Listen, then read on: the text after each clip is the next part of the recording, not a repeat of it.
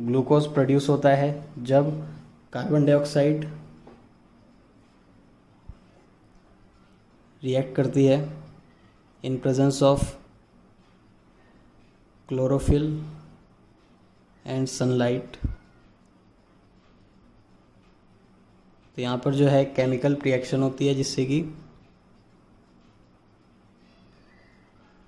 Glucose बनता है plus oxygen plus water. तो ये होती है फोटोसिंथेसिस। ये भी एक केमिकल रिएक्शन है।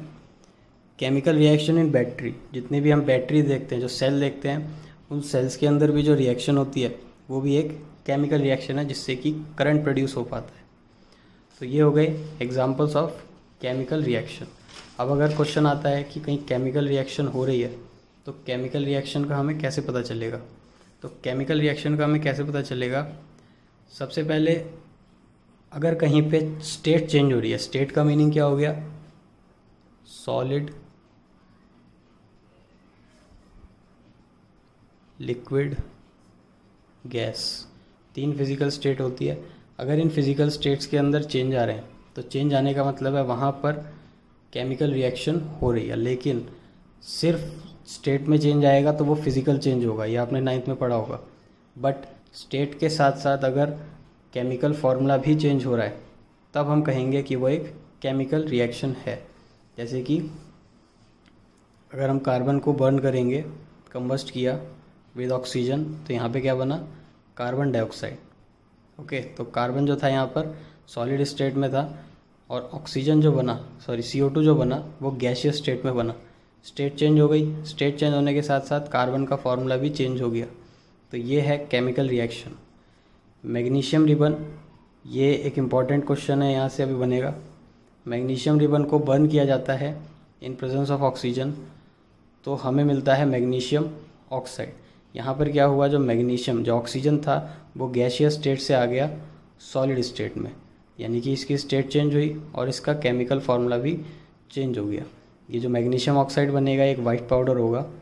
तो ये भी एग्जांपल है केमिकल रिएक्शन का। अब यहाँ से क्वेश्चन बन जाता है कि मैग्नीशियम रिबन को जलाने से पहले हमें उसे सैंड पेपर से साफ़ करना होता है। तो उसके लिए उसका रीज़न क्या है?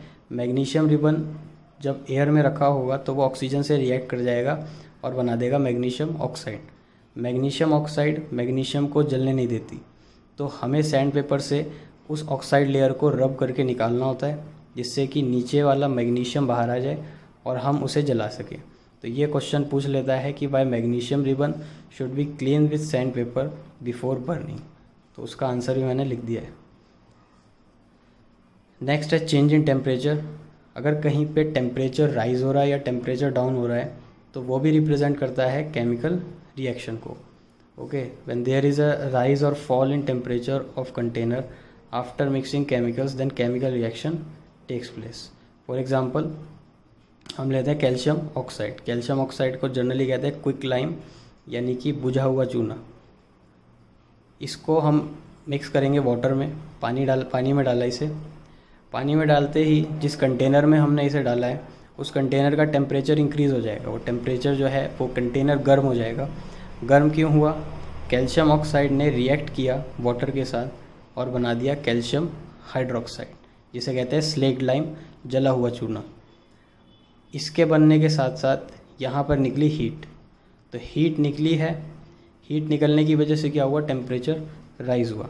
तो यानी कि अगर टेम्परेचर राइज़ हुआ है तो यहाँ केमिकल रिएक्शन हुई है। ठीक है, एक और चीज़, कैल्शियम ऑक्साइड को आप कॉमन नेम से जानते हो जिसे चूना कहते हैं। इसका यूज़ वाइट वॉशिंग में पहले होता था, अभी भी होता है लेकिन बहुत कम होता है।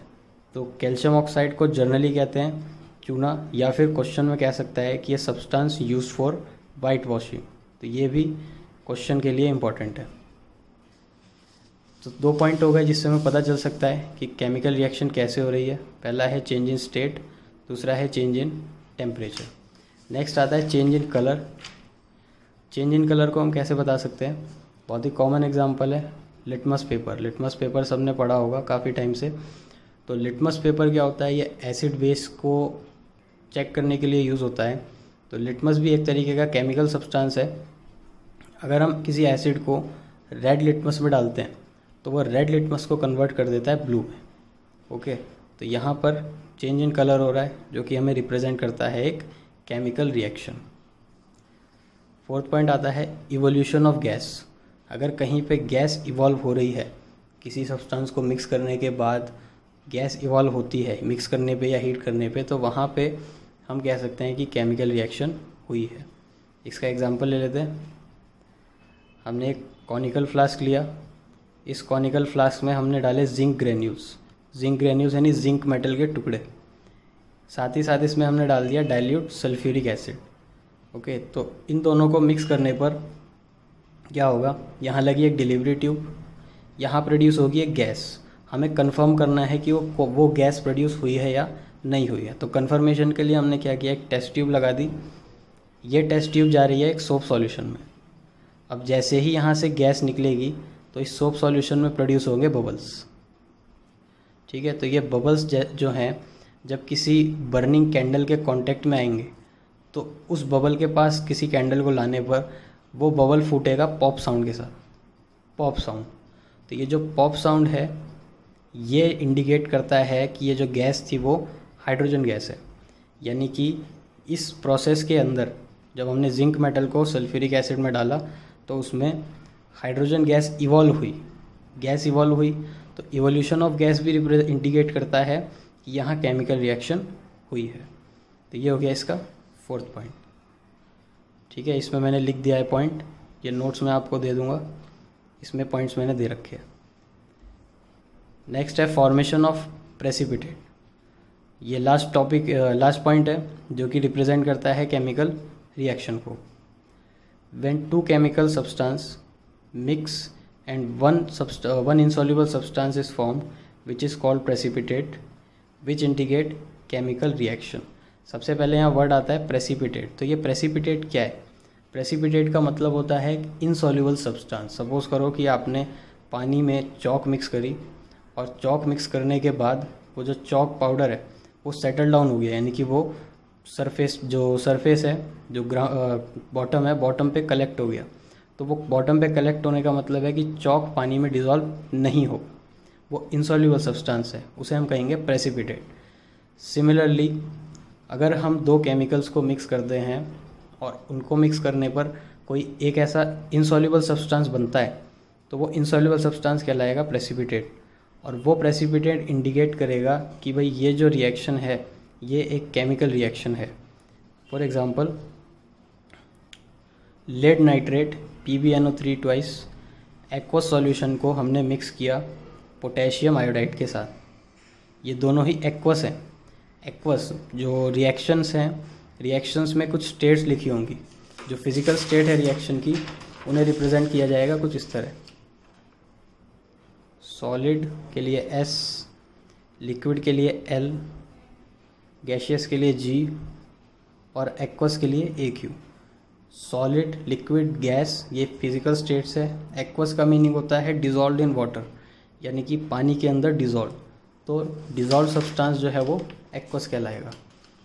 तो ये एक्वस फॉर्म में हमने लिए, इन दोनों को मिक्स करेंगे। मिक्स करने पर क्या होगा कि जो टेस्ट ट्यूब हमने ली है उस टेस्ट ट्यूब के अंदर एक तो सॉल्यूशन बनेगा पोटेशियम आयोडाइड का और एक इनसॉल्युबल सब्सटेंस बनेगा, एक एक्वस सॉल्यूशन बनेगा लेड आयोडाइड का और एक इनसॉल्युबल सब्सटेंस बनेगा पोटेशियम नाइट्रेट का, जो कि कहलाएगा प्रेसिपिटेट, क्योंकि ये सॉलिड है।